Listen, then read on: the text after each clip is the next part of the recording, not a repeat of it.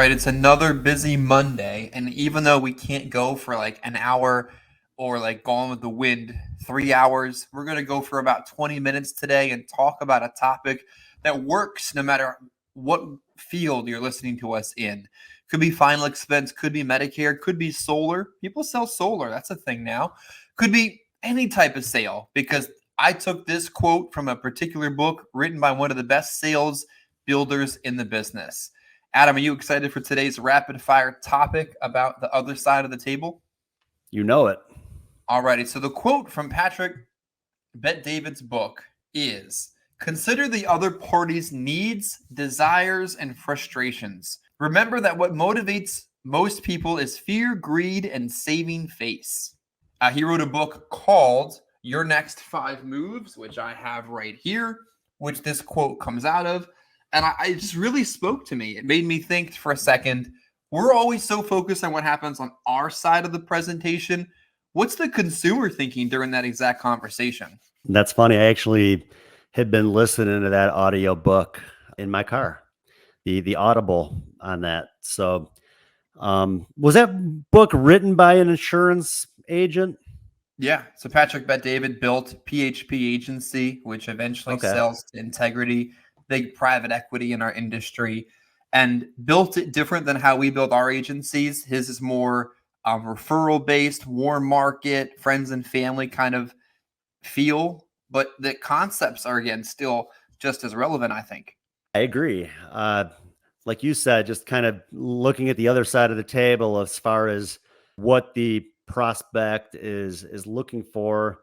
Again, I think a lot of it just boils down to the target market. And majority of whatever you're selling, I would say, whatever the target market is, those people are, for the most part, in the same sort of situation, I guess you could say, when it comes to their lifestyle, when it comes to their income.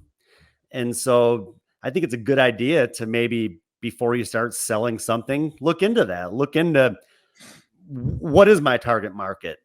What kind of income are we talking about? What type of lifestyle are we talking about? The people that we're going to be dealing with on a regular basis. You can really discover a lot of really what they can handle paying each month, how much they need. Again, when we talk about our business, the insurance business, final expense, primarily, we know our target market. We know how much money they have coming in every month, at least for the most part. I'd say 90% of our clients are on a pretty fixed income. So right away, we kind of know that's our target. We know that we can't put them in a situation that could hurt them financially. So we can't oversell. We just need to make sure that they have enough coverage to cover the need, but we got to keep it affordable for them too. And again, other products out there outside of insurance, I'm sure it could be pretty relatable, just kind of based off of those two things, that their income and, how much you think that they can handle for whatever product or features or whatever it is that you're looking to sell. Came to the big realization, probably first third of my final expense career, that I really understood the person.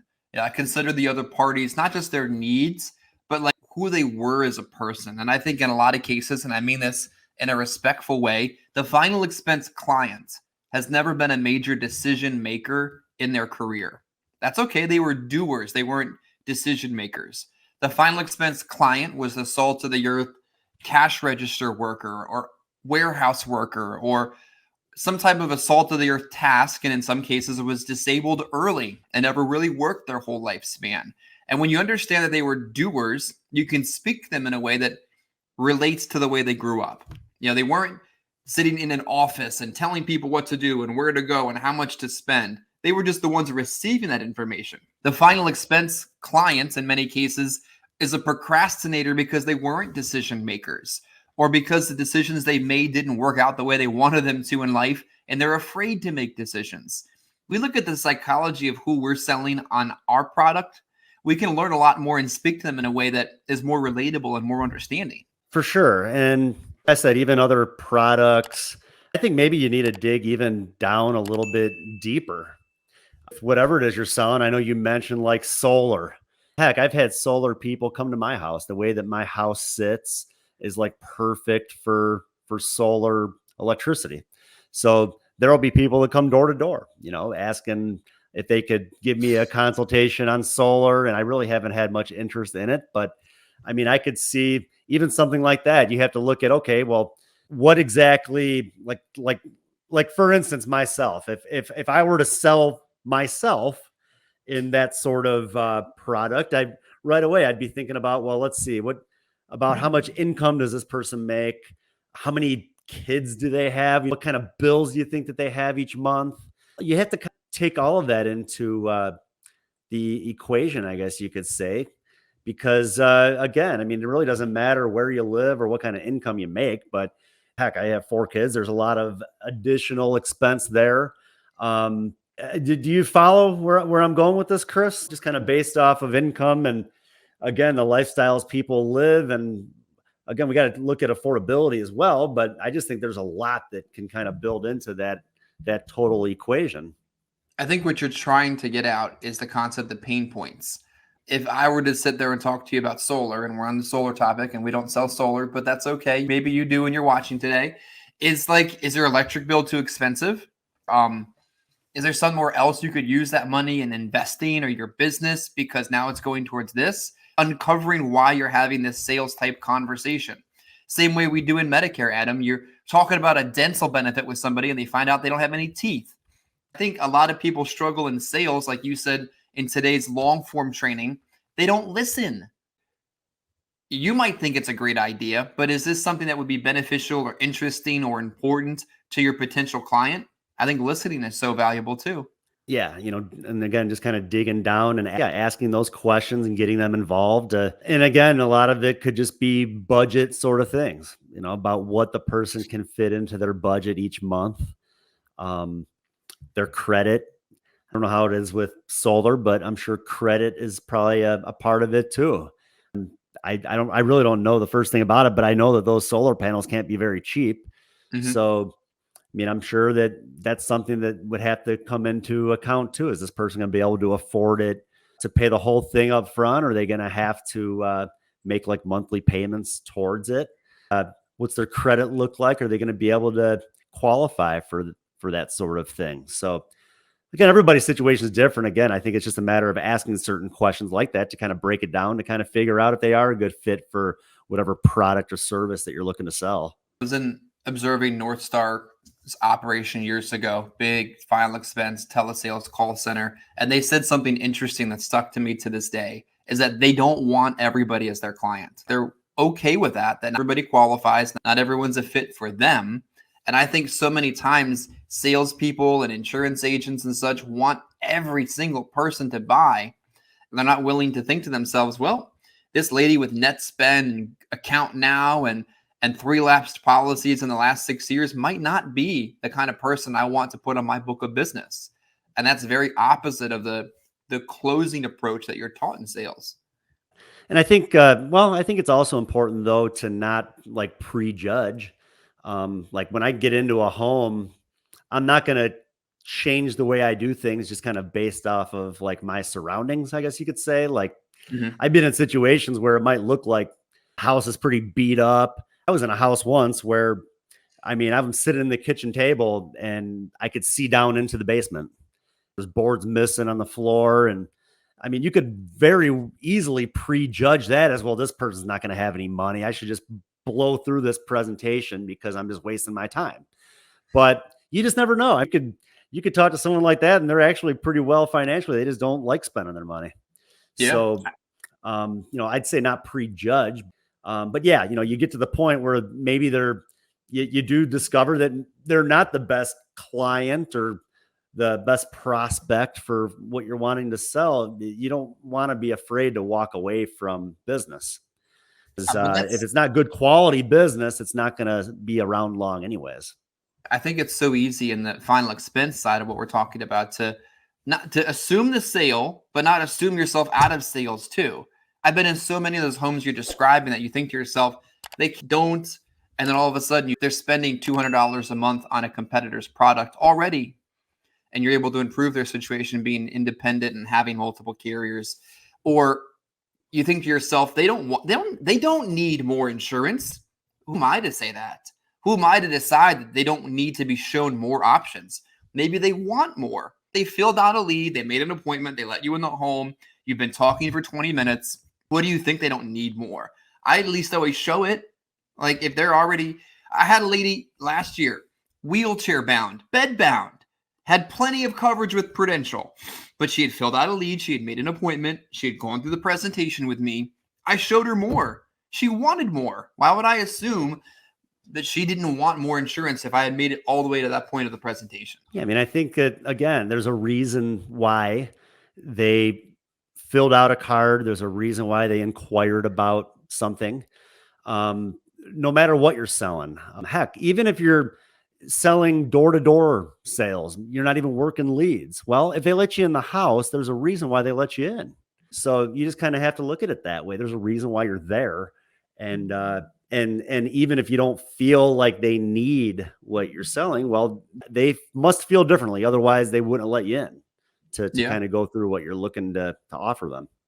I remember going to the Microsoft store, which doesn't exist anymore, at a local mall to get a charging cord for a computer. And before you know it, he's presenting me the computer that I'm talking to you on today. And I saw value. I saw need. I had a fear of missing out on this toy, and I purchased it. I mean, he assumed his way through the entire thing and didn't assume that all I wanted was a cord, but I might be interested in more things.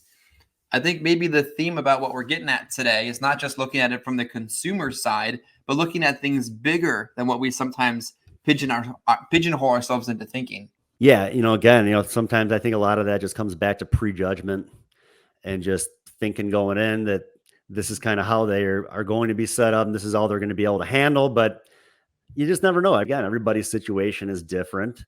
And that person that didn't have any boards on the floor where I could see down into the basement, I think that that's a client that still has coverage with me from like 15 years ago. Mm-hmm. So again, you can't prejudge it. You just have to go in again with that mindset. There's a reason why you're there. They inquired for a reason. They evidently must have some sort of money coming in or a budget that they must at least be able to handle your offering or figure out a way to make it happen. Otherwise you wouldn't be there. Yeah. Adam, I think when we're talking about fear of missing out, the client's perspective and the end of the year, I think there's some agents or business owners or folks that are in the sales industry right now thinking there's just no way I'm going to get anything out of this month. And they've already decided to themselves they can't get anything out of December, so they won't. Maybe in our final 3 or 4 minutes, speak to somebody who needs to hear that December can be a successful month to them. Yeah, I've had very successful Decembers. You just kind of brought up a good point there that if the person thinks that they're going to have a slow month, and I'm just a firm believer in mindset and that mindset matters in business, really, and in life. If you're having a bad day and that's all you're thinking about and you're more and more upset about stuff, it's like your thoughts compound. And the more upset you get about something, the more you think about it, the worse it's going to get. Mm-hmm. And so if all you're thinking about with the month of December is that it's not going to be a good month, it's going to be slow, people aren't going to want to talk to you. Well, what do you think your results are going to be? You got to go in there with that mindset of people are going to be willing to talk to me. They're going to want to talk to me. And again, talk about the fact that there's a reason why they reached out to us.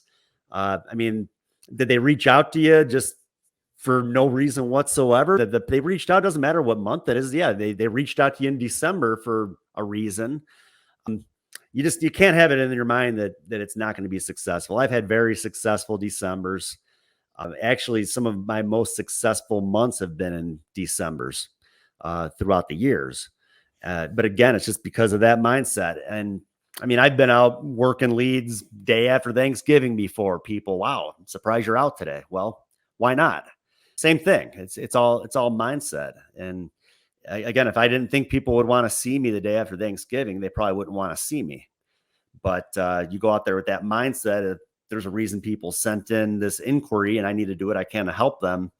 It really doesn't matter what day of the week or what month it is. You're going to be successful. Yeah. It is whatever you say that it is. If the leads are bad, then they're horrible. If no one's going to be home, they're not going to be home. If they're going to cancel, they're probably going to cancel. This business, sales on a whole, I believe, is exactly what you decide it's going to be. And then that's what happens. That's it. Appreciate you guys being here today for a very brief episode, but we make a commitment to you to bring you content on a weekly basis. So make a commitment to us. Like the video, comment below, subscribe. Maybe you're just plain listening to us. Follow, and then share this information with others in the industry that you might think would benefit from this content. There's somebody that needs to see one of the videos we've put out, and you're the one that's going to help them see it. So I appreciate you being here. Comment, subscribe, follow, and we'll see you again next week.